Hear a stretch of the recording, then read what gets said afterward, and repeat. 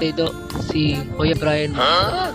Ano ba yung mga major landmark na mga dinaanan natin simula Naga City, Bicol, papunta dito sa Claveria? Kuya Brian, mula sa Naga City, makikita agad ang tanawin ng bundok isarog at mga taniman ng pili at niyog.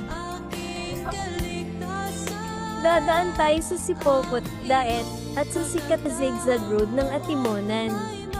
Tutuloy sa Calamba at Los Baños kung saan matatanaw ang bundok Makiling.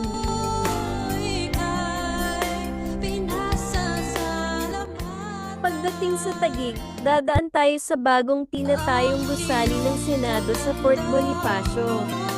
Sa Nueva Ecija, dadaan tayo sa Gapan at Cabanatuan, na kilala bilang Kamalig ng Palay. Tatawid tayo sa Dalton Pass, ang pasukan pangong lambak ng Bayan, at dadaan sa Bayumbong, Santiago. Pagdating sa Tuguegarao City, dadaan tayo sa Bantan Ridge, sa mismong tanggapan ng Bicol Region 2 sa Quezon Sur, at sa malawak na dairy farm na makikita sa gilid ng kalsada papuntang Hilaga. Tutuloy pa sa Igig at Kamalanyugan hanggang Maratyang Aparis, kung saan naroon ang pantalan at mga palaisdaan. At sa dulo ng ating biyahe, sa bayan ng Claveria, makikita na natin ang CBTUS Claveria at ang istasyon ng BFAR sa tabi ng dagat. Ayos na po ba ito, Kuya Brian?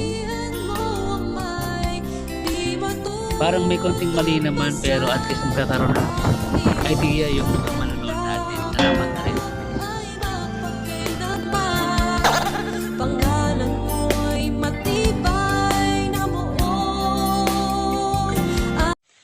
Nag-ismail lang pati. Nag-ismail.